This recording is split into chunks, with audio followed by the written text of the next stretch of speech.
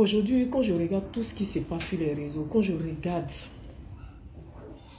comment une femme peut démolir quelqu'un, moi, mais ces femmes-là, j'ai peur pour mon fils.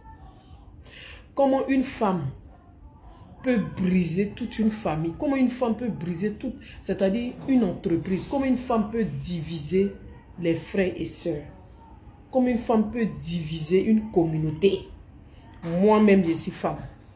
Et puis je regarde ça et puis je dis, ouais, les hommes, faites attention aux femmes. Faites attention aux femmes que nous sommes.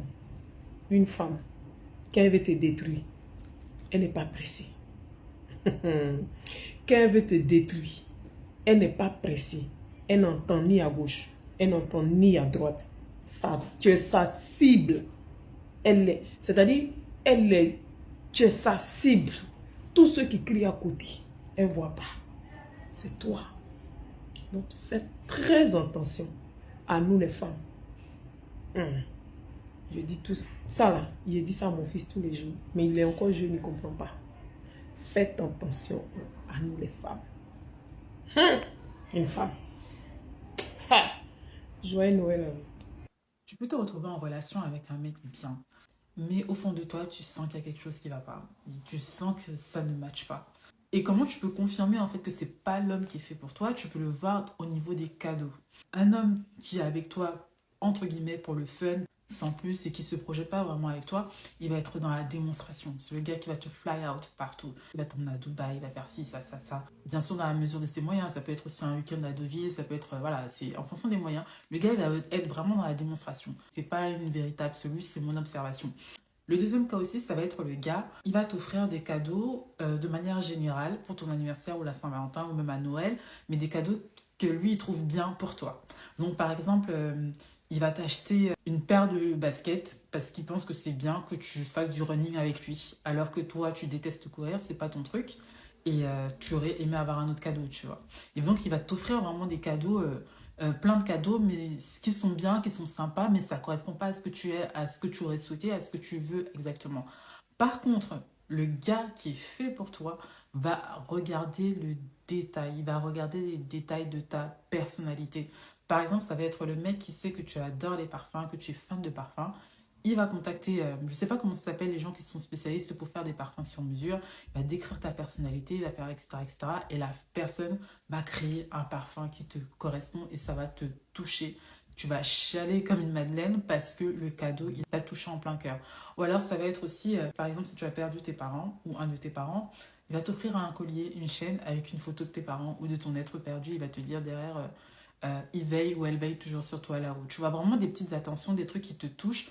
Là, tu sais que c'est l'homme de ta vie parce qu'il fait attention aux moindres détails. Avec lui, tu as l'impression que la plupart du temps, c'est toujours au top. Bien sûr, il y a des périodes aussi, il va s'épuiser, il sera fatigué, il sera pas toujours au top parce que c'est un être humain, c'est pas un robot. Et c'est ce que je vous souhaite les filles, comme style de mec, comme mari, comme époux en fait. Je suis avec une bipolaire depuis 8 ans, j'ai subi voiture cassée, coup de couteau, mais je reste car derrière la maladie, il y a un cœur en or. Putain, j'ai pu... Qu'est-ce que j'en ai cassé des bagnoles moi aussi, surtout celle de mon ex, hein. Voilà. Le pauvre il en prenait plein la gueule, bien que lui aussi était taré. Effectivement, en fait, en phase dépressive, on n'a plus de dopamine, comme je l'ai expliqué, on voit tout en noir. Et en fait, le plus violent dans les phases dépressives des bipolaires, c'est ce sentiment de haine. En fait, déjà, on a l'angoisse, on a une boule dans la gorge, et on voit tout en noir, et on a la haine contre tout. Si on pouvait faire sauter la planète dans ces phases-là, et tous ses habitants, et nous avec, hein, bien sûr, si on pouvait le faire, on le ferait. Par contre, personnellement... Bon, avant d'être sous la motrigine, sous l'unique cachet que je prends par jour, effectivement, j'avais des accès de colère terribles, violence en tout genre, alors que c'est pas moi en fait. Il y avait aussi le fait que j'étais avec un gars qui me faisait péter des plombs, avec qui j'avais eu une relation toxique aussi, mais à l'époque, j'avais pas été diagnostiquée, et effectivement, j'étais à moitié starbée, quoi. Enfin, mais... Ma personnalité, le fond de moi, c'est que je suis incapable de faire du mal à une mouche, hein, jamais de la vie. Pour vraiment que je pète les plombs, il faut chercher, quoi. Donc en fait, il y a le facteur aussi de l'autre personne aussi. Je dis pas que tu as cherché à ce que ta femme te fasse tout ça. Mais voilà, on a vraiment...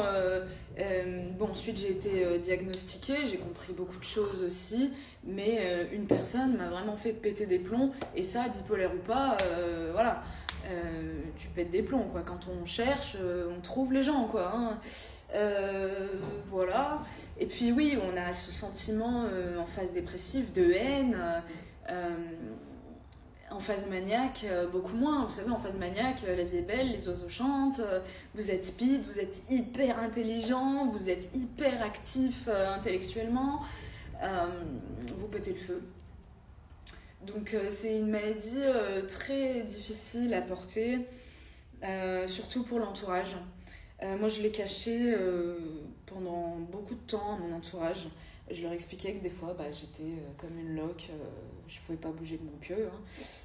Les insomnies aussi terribles.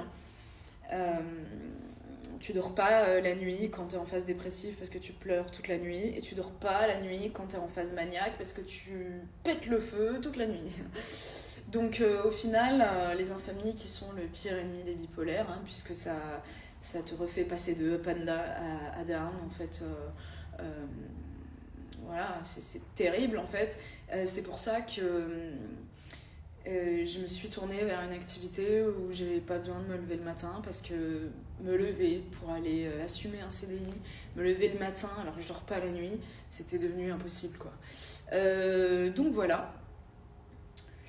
Que dire, je te souhaite bon courage, je sais que c'est très difficile. Après, peut-être que son traitement n'est pas adapté, j'espère pour toi et pour elle qu'elle prend un traitement. Il y a besoin d'un suivi psychologique chez les bipolaires, déjà parce que on est des personnes qui peuvent être très heureuses et très tristes, parfois même dans la même journée. C'est important d'avoir quelqu'un à qui parler, et puis c'est important d'avoir un traitement qui gère au mieux ces changements neurochimiques terribles. Donc voilà, je te fais un gros bisou, et puis courage. Et courage à toi, et courage à elle aussi. Vous savez, Cooper, on peut perdre beaucoup d'argent en courant après une femme, mais on ne perdra jamais une femme en courant après l'argent.